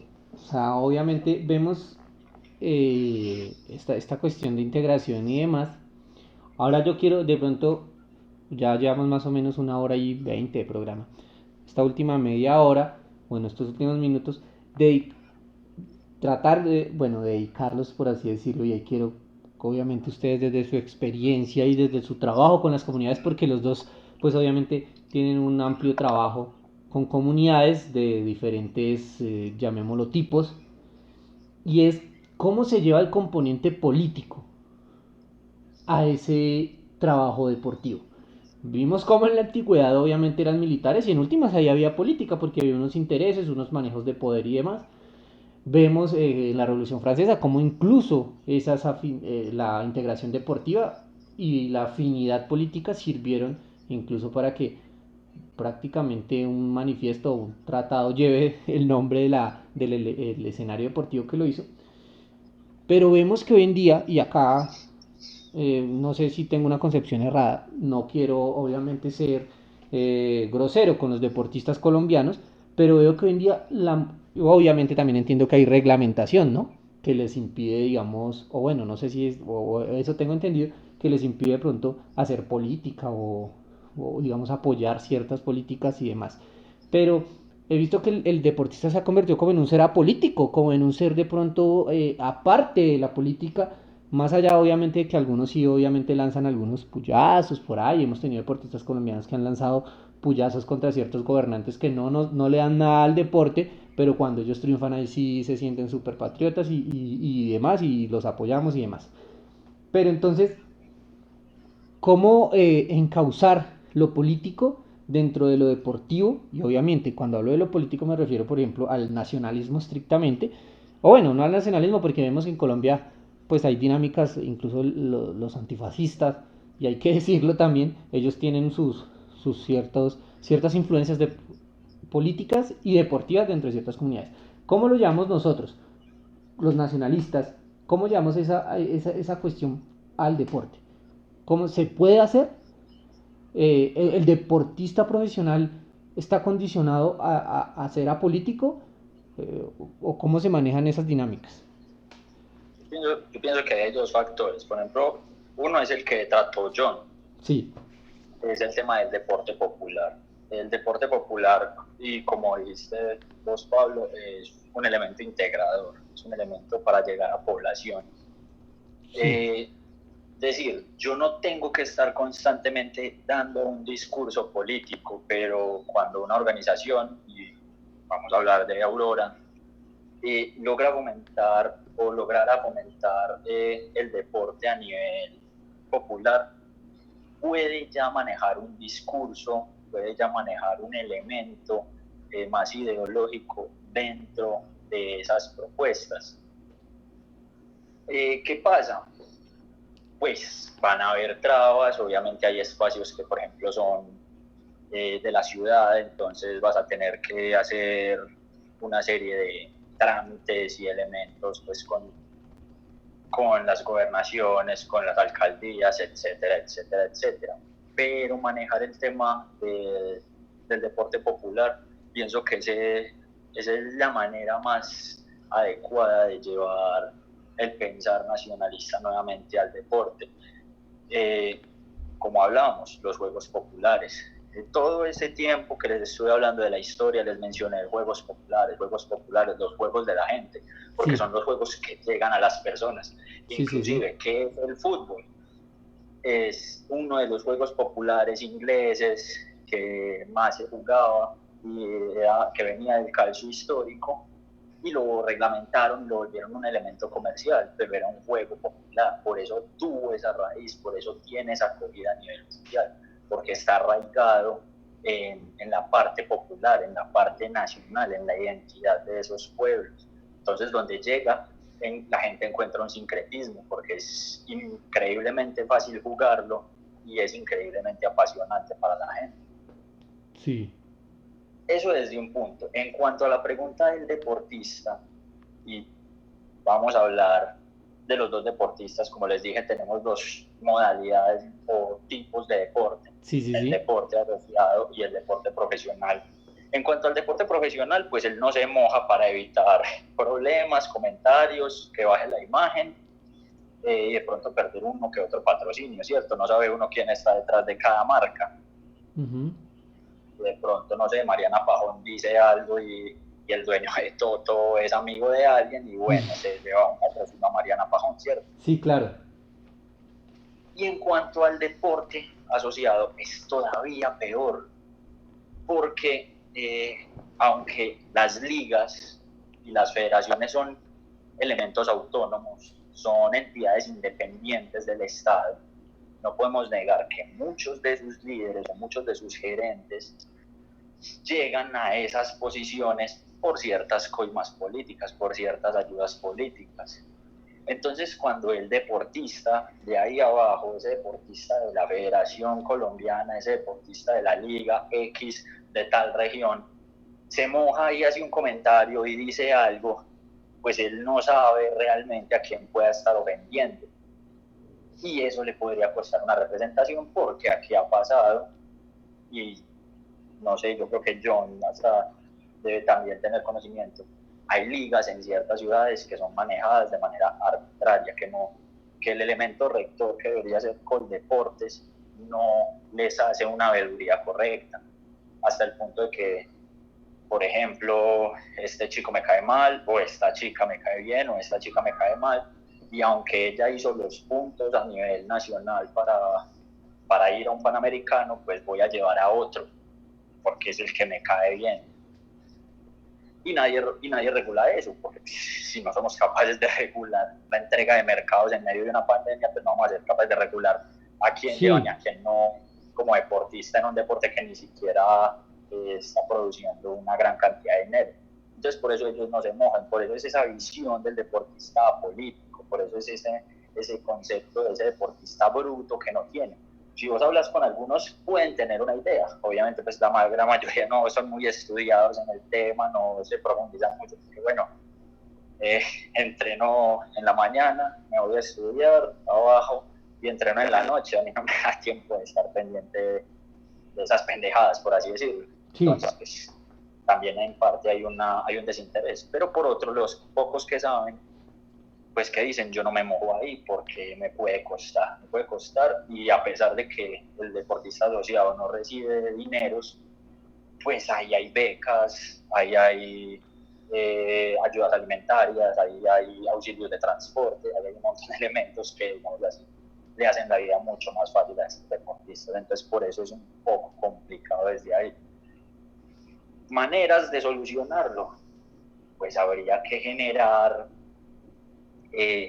un elemento extra, un elemento del que ellos pudieran hacer uso para expresarse sin necesidad de que les costara.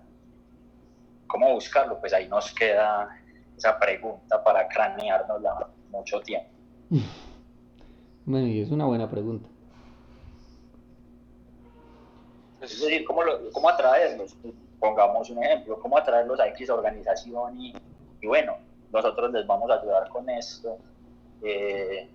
Ustedes pónganse este loguito. Sí. Podría ser, podría no ser, sería terrible, sería bueno. Hay que entrar a debatirlo, pienso yo. Sí, claro. Y hay, bueno, a mí me gusta mucho ahí la experiencia de John con las comunidades, como les venía diciendo. Y bueno, de pronto John, a modo de, no de conclusión, pero sí de pronto como para ir profundizando ya en lo que era el tema principal del programa, es cómo convertir al deporte en una especie de agente político con las comunidades, obviamente basado en la defensa y en el amor patrio y obviamente en el nacionalismo. Ahí yo considero que lo más importante que se hace en esos aspectos es casarse con las iniciativas y no con los proponentes de las mismas. ¿Por qué? No sé, uno puede pensar así haciendo una caricatura en Peñalosa. Peñalosa tenía dos escenarios completamente distintos para los mismos espacios en sus dos gobernanzas. Y uno pudo casarse con las primeras y odiar las segundas. Sí. Pero, y ahí está el asunto que deberían tener los deportistas. Hay un peligro, como dice Santiago, en empezar a decir como, este man la cagó, este otro la cagó, bla, bla, bla. Pero si el deportista lo que hace es, yo me voy a casar con este proceso, yo me voy a casar con este escenario, con esta comunidad, ahí es donde empieza a generar pues todo ese arraigo al espacio, todo ese arraigo al objetivo nacional de desarrollar ciertas dinámicas, y ahí es donde se facilita desligarse de todos esos espacios, ¿sí? Porque si cogemos, no sé, un video Valderrama hablando de las canchas de fútbol por allá en Pescadito, por allá en su tierra, nos damos cuenta de que la gente empieza a apreciar esos espacios, empieza a apropiarse de ellos como algo local, algo que pues muestra lo que se da en cuanto a deporte de aquí y algo que ellos pueden empezar a desarrollar con el tiempo, ¿sí? Y ahí no hablo de personajes, no hablo de la política colombiana actual, no hablo de nada de eso. Y sí empezó a generar un proceso importante, un proceso que sea X o Y persona la que venga a joderlo, se le va a ir todo el mundo encima y él con ellos, sin necesidad de casarse como tal con alguna postura política. Sí. Ya sería ver eso cómo se hace en lo local, por lo que ahí está también el otro problema, que vemos deportistas que llegan y hacen propaganda en un espacio y eso es más por el patrocinador que por el hecho de que les interese en realidad. Ahí nos damos cuenta de otros tipos de dinámicas también, a qué tipo de deportistas le apuntan. Hay un punto interesante, John, y bueno, no es, es simplemente a manera de complemento de la pregunta que les hacía, y es también, bueno, no sé cómo se tome, pero en últimas llevar el nacionalismo al deporte mmm, podría, dentro, digamos, dentro del ideario colectivo, verse de manera negativa, es decir, verse a manera de adoctrinamiento, o obviamente, pues como hablamos de nacionalismo y de patriotismo, tendría unas connotaciones, no sé, distintas. Uf, y ahí se puede hacer de varias formas. O sea, siempre es posible llevarlo a la idea nacionalista. Es como se proponga. O sea, aquí estamos construyendo algo y qué es lo que estamos construyendo. Si en el discurso hablamos acerca de eso como aquí estamos construyendo una idea nacional, aquí estamos construyendo una comunidad, aquí estamos construyendo un mejor, no sé, mejor ciudadano a futuro. Sí. Ahí hay un discurso importante sobre lo que esperamos de esos espacios, ¿sí? Sobre el tipo de personas que estamos tratando de crear. Y eso es a lo que le apuntamos. Si decimos, no, aquí lo que estamos construyendo es una población que se aficiona al fútbol y ya, es distinto. Por lo que solo estamos arraigando a las personas a la actividad, más no a todo lo que conlleva, ¿sí? No a toda la estructura que se necesita a nivel social, ¿sí? A nivel educativo, no. Entonces ahí también va mucho en el discurso. Sí va a ser un adoctrinamiento en ciertos términos, porque literalmente se les está diciendo como ustedes tienen que arraigarse a este nivel para que esto prospere, ¿sí? Pero pues la idea es que sea eso, que se apropian de eso y que por lo menos puedan discutirlo y no sé, si quieren decir, no, es que yo considero que los pobres no tenemos patria, entonces tampoco tenemos cancha. Sí. Pucha, toca hacerles esa discusión y demostrarles cómo en la práctica es, esta cancha es suya, esto es lo que ustedes tienen, este es el espacio en el y es que patria. ustedes y sus hijos, exacto, aquí es donde ustedes se van a crecer, donde ustedes van a desarrollar una serie de competencias físicas y cognitivas, pues hablando ya puntualmente, y esto es suyo, esto es lo que ustedes tienen y por lo que deberíamos empezar a luchar para que mejore con el tiempo. Eso sería un adoctrinamiento para muchos, pero pues toca darse esa lucha en esos términos. Ya es distinto a decir, por ejemplo, esto es una cancha y no la llevo Bogotá humana, no sé. Ahí sí es un adoctrinamiento culo y partidista y posiblemente perdido en el tiempo por lo que políticos van y vienen, pero el hambre queda. Sí. Y yo pienso que John ahí toca un punto pues, muy importante, y era lo que me refería yo con el deporte popular. Sí. Es que el deporte popular no es solo ir y llevarles un balón a la cancha de arena o a la gramita del barrio. Sí. Es precisamente eso, es crear comunidad, es ir, llevárselo, pero con todo un contexto, con toda una narrativa detrás de eso. Y que es lo que podría o lo que yo aspiraría que hiciera Ucumari en algún momento, es llevar esos deportes a las personas, pero con un contexto, no para adoctrinar, pero sí para ponerlo en la mesa. Bueno, debatámoslo entonces. Si tienes algo en contra, debatámoslo entonces. Pero lo que dice John es totalmente cierto. Pues la realidad es que me vas a decir que estás en contra de cuidar lo tuyo. Me vas a decir que estás en contra de cuidar tu espacio, de defender tu espacio, de apropiarte de tu espacio. Y tu espacio es la cancha, y tu espacio es el dojo, y tu espacio es el tatami, pero también tu espacio es ahí afuerita, y ese ahí afuerita se vuelve tu ciudad, y esa ciudad se va volviendo tu región, y esa región se va volviendo tu país. Entonces me vas a decir que es ilógico defenderlo. ¿Y por qué no te puedes pasar de ahí? Porque más allá de esas fronteras ya hay unas leyes, ya hay un estado distinto, Sí, al cual vos, te duela o no te duela, no perteneces. Aquí sí estás, aquí sí figuras. Entonces aquí es lo que vamos a hacer ese debate. es una Entonces yo apropiación pienso, del territorio, ¿no?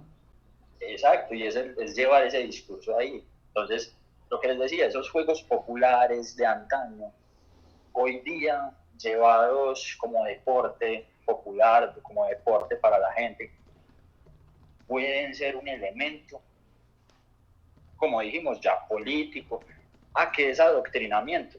Pues no sería adoctrinamiento si yo te estuviera obligando, si yo te estuviera metiendo una narrativa de trasfondo, pero obligada, pero subliminada. No, yo te lo estoy diciendo de frente, te estoy contando de qué trata, te estoy contando qué pensamos. Si te parece, eres bienvenido y formemos comunidad desde ahí. Sí, claro, bueno, ahí es un punto importante y es muy, creo que bueno, se convierte en el eje de ser de Ucumari, ¿no? Y Ucumari como tal, bueno, también para nuestros oyentes, Ucumari, como les decía anteriormente, es el núcleo social deportivo de Aurora, Colombia, con el que, bueno, está ahorita en pausa, pero con el que se pretende precisamente llevar o unir, no sé cómo se diría mejor, el deporte a ciertas comunidades, pero obviamente también con un enfoque, no necesariamente de adoctrinamiento, pero sí con un enfoque patriota de apropiación de nuestro territorio, de apropiación incluso de nuestra cultura, ¿no? Porque a veces mmm, eh, el sedentarismo se convierte en un aliado también de esa falta de arraigo sobre nuestras costumbres y sobre esas, no sé, esa integración comunitaria que solía ser una característica antes de los barrios en Colombia, ¿no? Yo recuerdo, y pues yo no soy, bueno, tengo 30 años, creo que todos rondamos por la misma edad, hasta hace unos pocos años era la forma de integrar los barrios eran hacer estos campeonatos relámpago de microfútbol, baloncesto y demás, y todo eso se ha ido perdiendo. Entonces, mmm, obviamente el ideal, creo yo, de Ucumari es retomar esos espacios. Bueno, muchachos, ya digamos que a modo ahora sí de conclusión, de pronto unos últimos, llamémosla, aclaraciones sobre deporte y nacionalismo, deporte y nación, de pronto unos últimos apuntes que nos quieran hacer sobre el tema del día de hoy para ya ir cerrando el programa. Entonces, no sé quién quiere hablar, si yo o Santiago primero. Uy, ay, no sé, era papel o tijera. Yo intento. Pues hay una anotación bastante interesante que siempre me gusta hacer y es que la tierra donde se cría la gente usualmente moldea sus hábitos, ¿sí? Sí, Entonces, no sé, pensando en el altiplano, la persona del altiplano con la persona de la costa, van a tener unos hábitos completamente distintos que sean por el tipo de actividades que hay en su zona. Entonces no podemos también pretender que el mismo tipo de fútbol se juegue en todo lado. Y hay también un gran reto que existe es poder adaptarnos a cada entorno, ¿sí? A todas esas dinámicas que ha generado el espacio a nivel social, a nivel económico, y empezar a trabajar desde ahí y generar algo común a todos, un objetivo común a todos. Va a ser complicado por lo mismo de que existen tantos tipos de tierra como de personas en este país, pero debe ser el ideal integrar todo eso. perfecto, sí, creo que ese es el objetivo. Y bueno, Santiago, para cerrar ya el programa. ¿No? Yo, como para hablar un poquito más de lo ya poco que he hablado, ¿cierto? Sí, No, pues sería que en cuanto a pensamiento, un elemento pues muy personal mío, pienso que se debería volver a retomar todos estos elementos que fuimos o que se fueron dejando de lado. Pienso que exactamente esa tripleta de mente, espíritu y cuerpo son parte integral de cualquier lucha, digamos así, contra la corriente en esta contemporaneidad. Es necesaria para los individuos, para los grupos, para las poblaciones, que es un elemento que debemos recuperar, que de algún modo en Colombia estaba, digámoslo así, muy muerto, se había relegado, y que también hace parte, como ya vimos, pues por un montón de factores del nacionalismo, de todos estos movimientos de base racionalista, que tienen que tiene un gran peso sobre ellos. Entonces pienso yo que ese es como el objetivo, empezar a trabajar desde esa filosofía germinal que empezó hace años para llevarla pues a nuestra contemporaneidad y a nuestra realidad como colombianos. Es un necesario, no estoy diciendo que todo el mundo tiene que ser un atleta de alto rendimiento, no estoy diciendo que todo el mundo tiene que saber artes marciales o tiene que ser bueno en un deporte, pero sí pienso que toda persona que lleva alguno de estos caminos disidentes sí debería plantearse empezar a formarse también en la parte física, por así decirlo. Bueno, perfecto. Creo que llegamos bueno, primero obviamente un contexto histórico bien interesante y vemos cómo desde el inicio, desde los albores de la humanidad, el deporte se convirtió incluso en una demostración de poder. Prácticamente el que era, digamos, bueno dentro de su actividad física y eso se convertía en el líder de estas sociedades antiguas. Obviamente, bueno, vimos una parte también muy llamativa, que era pues que el deporte se ligaba a aspectos militares, aspectos de los guerreros, caballeros y demás. Luego vemos cómo la Revolución Francesa, y acá es muy importante cómo esta revolución hizo ese volcamiento total dentro dentro de la sociedad, tan así que hasta el deporte lo afectó y le da un carácter, digamos, bueno, ahí inicia como ese carácter de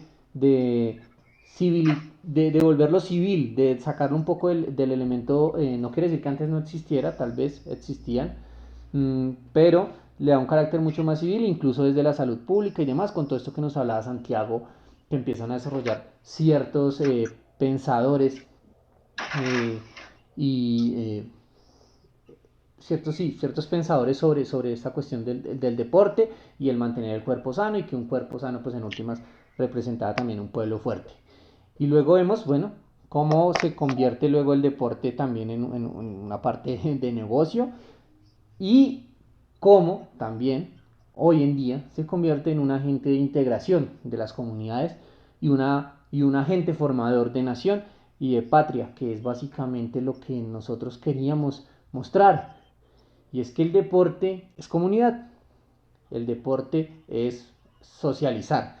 Y el deporte se convierte, si bien obviamente muestra aspectos competitivos, digamos, esa misma competencia exalta las virtudes nacionales de quienes están en esa competencia, valga la redundancia. Mm, Incluso regional, ¿no? Porque bueno, cuando hablamos, no quiero que cuando hablemos de nación solo se imaginen la cuestión Estado-nación, sino que también obviamente en Colombia, por ejemplo, existen varias culturas o pueblos que prácticamente conforman una nación, como lo tenemos en el norte con la nación Guayú. Tenemos ciertas idiosincrasias que son muy notables, y vemos como una competencia muestra estas virtudes patrióticas y nacionales. Y John nos hablaba obviamente de toda esta influencia del deporte dentro de las comunidades y cómo nos ayuda, eh, digamos, a integrarlas. Esperamos obviamente que el programa haya sido de su agrado. Agradecerle a Santiago y a John por su tiempo. Estas 2 horas de noche de viernes, por suerte es viernes de cuarentena, entonces no creo que hayan tenido planes. Muchísimas gracias Santiago, muchísimas gracias John, pues por brindar el tiempo. Esperamos obviamente que se siga consolidando el proyecto de Ucumari como Núcleo Social Deportivo Aurora Colombia. Entonces nada, pueden, espacio abierto para que envíen sus saludos y para que se despidan de nuestros oyentes. Pues saludos a todo el mundo, gracias por escucharnos. Y no sé, ojalá les dé curiosidad sobre qué tipos de procesos deportivos pueden promover en sus zonas, en sus localidades, en sus comunidades, y que se involucren en ellos. Eso es importante.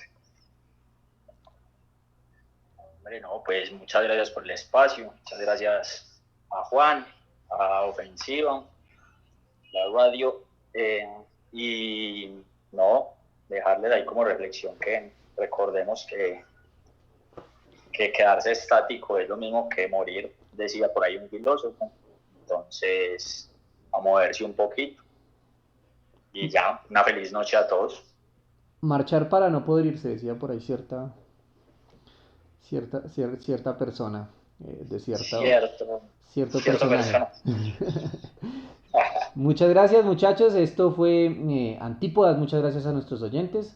Antípodas, programa de análisis político. Hoy hicimos un poco más de hablar de un tema diferente. Esperamos seguir haciendo estos programas, no solo de aspectos meramente políticos, sino también de otros temas. A nuestros oyentes muchas gracias. Saludos a todos nuestros amigos de Aurora Colombia, en las ciudades donde hacemos presencia: Medellín, Neiva, Armenia, Pereira, Ipiales, obviamente Bogotá. A todos ellos muchas gracias. Un saludo también para todos nuestros amigos que nos escuchan desde fuera, a nuestros amigos en Chile, Perú, Ecuador, España. También nos han reportado sintonías de Argentina. Y bueno, un gran saludo para ellos.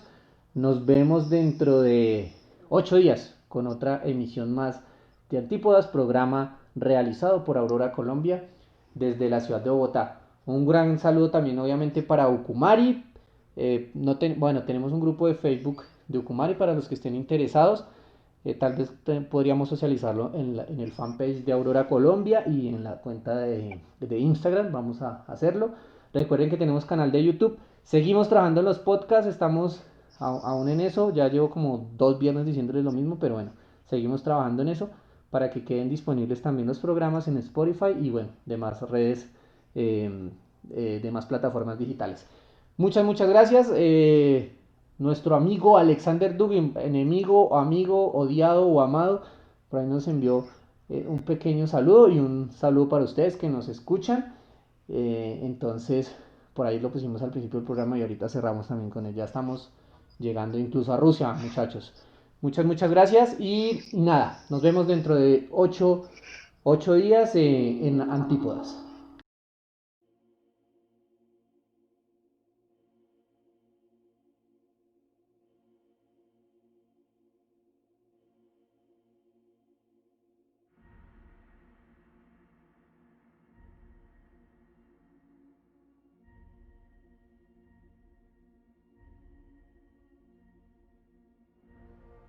Antípodas.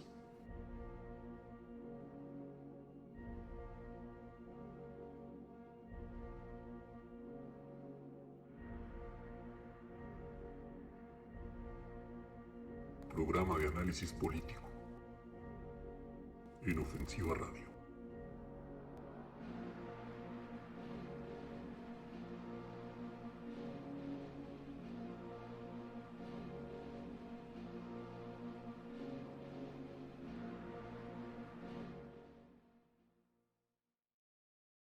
Soy Alexander Dugin, el filósofo ruso, el autor de la cuarta teoría política.